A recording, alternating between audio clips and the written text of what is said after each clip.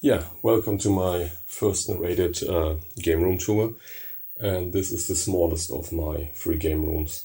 It's about 4 square meters in total, maybe even less, maybe a bit more, who knows. And I think it will be quick.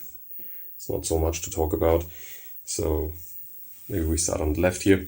I think here's the, everyone knows the IKEA Kallax, and on the lower part I have a collection of my old gaming magazines from back in the 90s and early 2000s when I was a kid, and some Dragon Ball Z mangas, some Disney books, VHS, nothing in particular, but I'm quite happy that I still have most of my gaming magazines. I'm missing my original Dreamcast magazines. Those were lost back in the day, and yeah, it's a pity. On top of that, I put my 2 broadcast monitors. They are broadcast class. So on the right side there's a BVM-1400PNA, so it has a serial digital interface, which you don't need, but it's actually classified as a BVM, but it only has 600 TV lines, but it makes actually quite a perfect picture. It broke down during a shipment, and I found someone who could repair it. And during the time until I found someone to repair it, I put that TV here on that particular Kallax. And then I got the idea I could build something here also to play games. And the result is that, minor retro station. And while I was looking to someone to repair this TV, I got this one.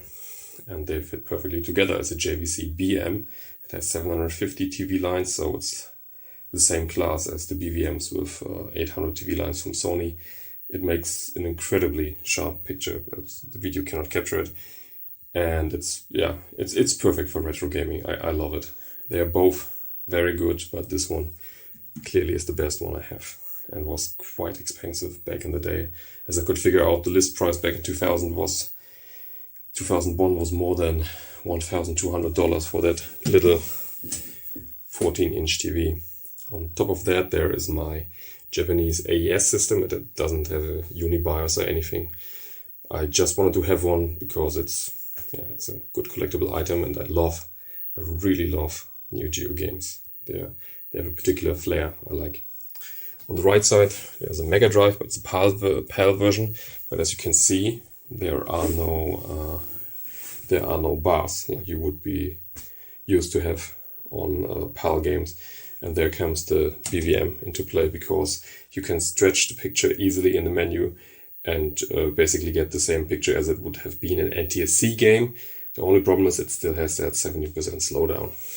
On top of that, I have my Japanese Generation 1 Sega Saturn, which I got back in 2018 in Ikebukuro in the Super Potato.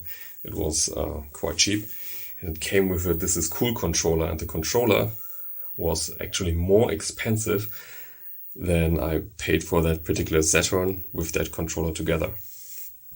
On top of that, there is a PC Engine Core Graphics and a Famicom AV.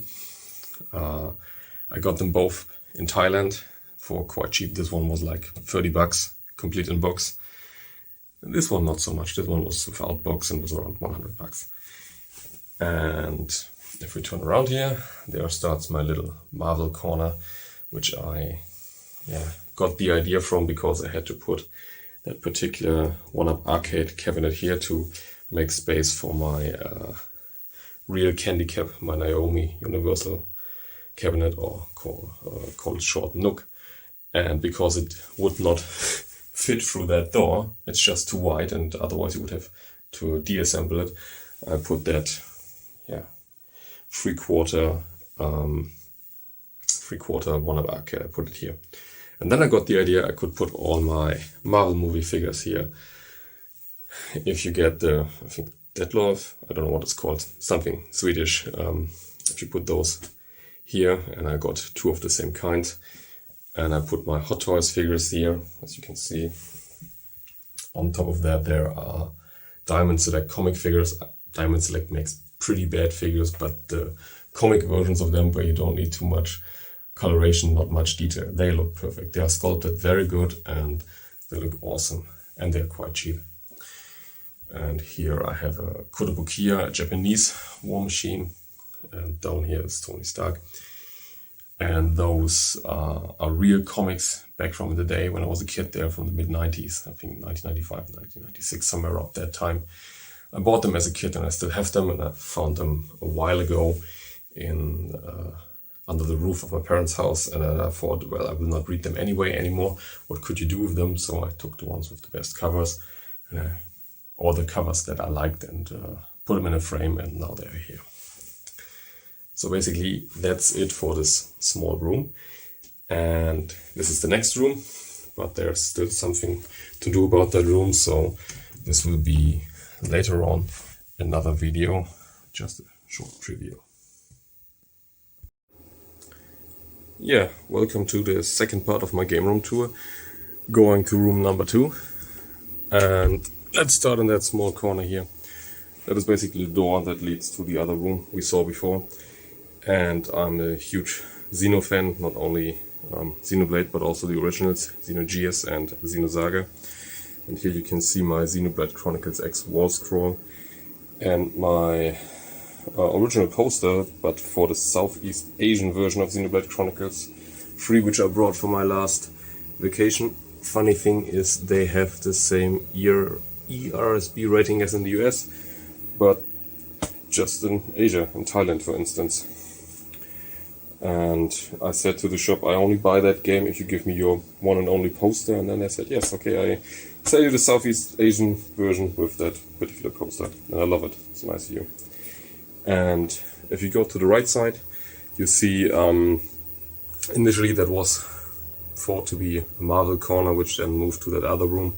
So those two posters will be gone at one point, and I will move them to the other room and put more game related stuff here. But down here I have my original 90s Nintendo showcase. It was basically everywhere around Europe in stores that had exclusive deals with Nintendo. Basically they were delivering that even to small outlets to sell Super Nintendo games. And that one I got, I think, 21 years ago for free. A game shop owner, which is still around, and he's my friend, he got that from another shop that closed down and he gave it to me for free. Right now they are very sought after, but I got it all for free and I'm still using it to store all my games. So basically what you see inside here, all those games, this is all the stuff I had when I was a kid, so it's still around here. And on the lower part, this Famicom I bought back in 2012, I think, in Bangkok. And that N64 controller, I think it's from Hori, I also got in Bangkok a while back ago. And on top of that, I got two more or less brand new PVMs a while ago from a guy who worked at a TV station back in the 90s, early 2000s, and he told me he did buy those two for himself. He did, like he was a camera guy, and he cut videos privately and stuff, and he said he bought those two monitors for at least each of them more than $1,000, I assume, he said. And then he made the suggestion never ever get into that hobby because he wasted a lot of money on those two and he barely used them. So they're basically like brand new, and I even got the mount with them, so you could basically mount them. And on top of that there's a Super Retro Trio from Retrobit, which I always use for testing stuff. It is only S-Video and composite, but it's really good for testing. And you see I connected them to both screens. This one is a high resolution one, 450 TV lines, 44 QM, and this is a low resolution version. It's a 9042 QM, but they make both a very, very nice picture. On top of that, I wanted to have that just for collecting. It's a US Super Nintendo, so I have a European version, the Japanese Super Famicom, and a US version. So all in box, complete. And it's a nice collectible. I don't have many US games, I think only 3. So this Super Mario World, Killer Instinct, still sealed, and I think Doom. Those are the only 3 ones I have.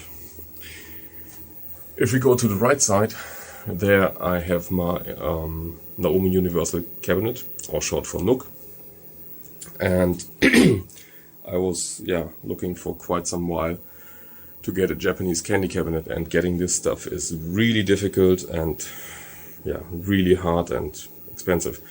This one I got for around 770 US dollars converted, and it was a real hassle to get it up here. We need to be 3 persons to get it up the stairs. It's about 250 pounds or around 120 kilograms, and other than that is in a very good condition. I would love to have some other game as soccer inside, but I did not try to replace it with anything else, because as I found out, at least people told me that more or less that might be one of the only or last ones of those Virtua Striker cabinets left in its original state, where the card reader is working, because you get those nice cards and you can have save states on them. And as far as I know, most of those candy cabinets with Virtua Striker, they got gutted. So this one was removed and they put something else in, or they cut them down to from upright version to a sit-down version. And people basically, they're giving bad conscience if I would convert or do something with it, because they are, as far as I know, not many or even any of those still working. And here I have a one-up arcade chair. They are perfect for the size of for a stand-up candy cabinet. So yeah. If I go to that right side here, there is basically my Tate mode. I built it a while ago. So we have here high resolution JVC. I think it's a TMH40 or 140. I don't know. Basically, it's a mid-range professional monitor. It has 750 TV lines, so it makes a really sharp picture. And those professional monitors, they are perfect for Tate mode. You can just put them on the side. They stay there. All the boards inside, they are screwed to the side, so nothing will break. So better than using any consumer CRT for that. On the lower part, there is my my Vectrex. So basically the first and only Tate mode home console ever released, and also the first and only vector-based home console ever released. Inside here I have I have a Tate mode Astro City miniature, and some Gashapon miniatures, as well as Gundam and other stuff I got from Gashapon machines. On the right side here, this is basically where I work, and I have, just to get a better mood while I'm working, I have my sleeping Pokemon here, and Grogu from Star Wars looking at me so that I focus on what I have to do. Those are miniature Gashapon machines. They're actually working, and you have plastic tokens you can put in there. I got it from Amazon Japan for quite cheap a while ago, including shipping, and I thought I wanted to have one. I wanted to have something that is reminiscent of my Japan trips, so I got those before I got later on the real deal from France, and they're really nice to look at. This Super Mario lamp is unfortunately broken, so the only thing I could do is use it as a decoration up here. So I put it up here with some of those Gashapon figures. In this corner I have, I don't know, at one of my trips to Bangkok I got the idea to buy some RPGs, adventure games that I really like, and put them in frames, because they would be nice decoration, and like a Link to the Past or Earthbound or Super Mario RPG. Loose modules, at least they used to be incredibly cheap, like $2-3, and then if somebody made that frame for me, so I paid like $12. And over here we have Dragon Quest 1 to 4, all the 4 games for the Famicom. Same thing, not more than $1 or $2 per cartridge. Here's my Virtual Boy still working, also complete in box. I got it back in 2012 in Bangkok, I think for $200 or less with one game, I'm not sure. Here you can see the Astro City Mini. It's a looker. I like it. It's really cute, and if you're a Candy Cabinet fan, it's really something you should have, either way for playing or just as decoration. And here I have my Steel Battalion controller. I did not know really what to do with it, because I don't think I can ever get it back into the box properly, so I thought it's a nice decoration piece here. I haven't played it since it came out. I bought it back in the day when it came out for Xbox, I think it was 2002, 2003, I'm not sure. And since then I've never played it. No, it must have been at least 2003 or 2004. Yeah, something like this. And here is the Tron retro station from Capcom. It really looks neat. It has a CRT feel to it. It's actually an LCD monitor, but it looks like a CRT. And the stick and everything is, I would say it's better than this MVSX, and also the buttons are better. So yeah, they feel more sturdy. It's definitely better to play on this thing than to play on a 1-up arcade or with the original sticks and buttons from this MVSX. Then later on, same thing. I love Final Fantasy VII since 1997 when it came out, and this is the Japanese version, the first print, and I got it for like $3, and I thought, what could you do with it? And it would make a nice decoration. So here you can also see all the important stuff: producer, director, Nobuo Uematsu, the composer, and so on. And I thought it would fit perfectly below that Final Fantasy VII Remake poster. To the right side you have my more or less brand new used Ninja Gaiden Poshi slot machine. I don't know, I saw a while ago a Gundam version of that and I was really fascinated by it, and then I did some research and saw that there are also video game themed versions of this one and of this game, so of this Japanese slot style game.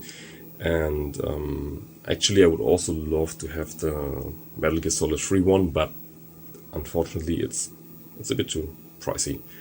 I think you won't get it below $1,000, and this one was €399 or the same amount in US dollars. And it's just a looker. I could look for hours at it. On the lower part you have the display for the first PlayStation. This one was around also in the 90s, I guess the early 2000s, and I think they were mainly used to store console packages. I never saw one in person, but there are different versions of it I saw online, so I got that also via my local game store. He gave it to me. And then one of my holy grails, there is a Japanese debug PlayStation 1 that was used by a company in Thailand, which I could figure out after some research. They did some game testing for other Japanese companies, and this is how I found it in Thailand a while ago. And to the right side, there is my original Gashapon. It was at one point, I think in the early 2000s, it was imported to Germany and converted to be used with euros, or not Germany, maybe, I don't know, somewhere around Europe. Inside, all descriptions are still in Japanese. It still has that Bandai Gashapon branding. I mean, you can get capsule machines everywhere around here where I live, but they're all Chinese knockoffs. So it's the first and only original Japanese one I ever saw here in Europe. So I'm happy to have it in my collection, and it reminds me of all my Japan trips. On this side you can see another door, which then will later on lead to my third game room, so the third part of this.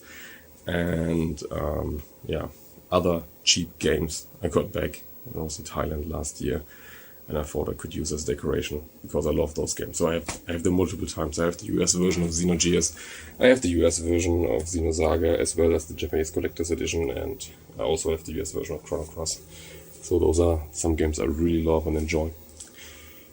Here are yeah, a lot of small figures, memorabilia, stuff I collected over the years, video game related, and a lot of stickers. And here you can see the first time games, because as you can see, besides figures and decoration and memorabilia, all of my stuff is basically designed to let you play games. So I take that stuff, this is a game room, very serious. But here you start the first part of my collections is mainly Japanese Saturn games and Japanese Dreamcast games. Down there are European Dreamcast games, more Japanese Dreamcast games, and some Japanese PlayStation games. I also have some some PC Engine games over here, Mega City and Neo Geo City games. This is actually a small figure of myself. My wife gave it to me as a Christmas present, I think 11 years ago, not sure. And here you can see the MVSX, which is really good for decoration. Unfortunately, if you are into Neo Geo gaming, it's not that good. I mean, if you have the real arcade pad, there's a huge difference in quality. So I barely play it. What I play here is Metal Slug, because you have infinite continuous, so that's nice. But fighting games with this stick, it doesn't work. It's just really not. It's not fit for the requirements. If you want to have an exact move, I don't know. They should be replaced, but I think that's it. I don't like to change stuff aboard, so replacing stuff is not my thing. I try to leave everything as original as possible. Here are some shirts I'm hanging also for decoration. And here's some small part of my amiibo collection over the years. And same thing here, more figures, more stuff from games. Down there are my original Star Trek The Next Generation figures I got as a kid back in the 90s. And here you can see my small Elden Ring Dark Souls shrine, the Master Chief. I'm also a huge Halo fan, at least until part 4. And those are spare PS2s, PS3s, and Densha the Go controller, where I even put a pocket watch, because the space in here is actually for pocket watches, and I have a from Taito produced Dragon Quest pocket watch which I put in there. Fits perfect. More figures, more stuff. My original Power Rangers figures back from the 90s, which my parents reluctantly bought for me. I still have them. I found them under the roof of my parents' house a while ago, so with those magazines, and I had to take them back home. And I think they found a good spot for retirement. And up here is my amiibo collection. I have too many amiibos, but still not enough, because I'm still missing a lot. But as you can see, there's a shitload of them. And it's the only place I could think of to put them, because they were taking up so much space. So that's why I built that stuff. And also, after I built, I got the idea to put all my base caps and hats here, because I collected them over the years. And those three, they are special to me. This one I got for my business trips to Chicago. This one is from Bangkok, and the last one, that hat, is from Okinawa. So yeah, they are special to me. Also my Dreamcast base cape, I love that one. Yeah, so that's basically my second room. I also love the light that everything gives off when everything is turned on. It gives you a warm feeling, and it's arcadey. It's definitely something I love about that room. And for the next part, when I have time and my voice is not so affected by my dry throat, then I can do a tour of that particular room. This is the last one. Yeah, so goodbye.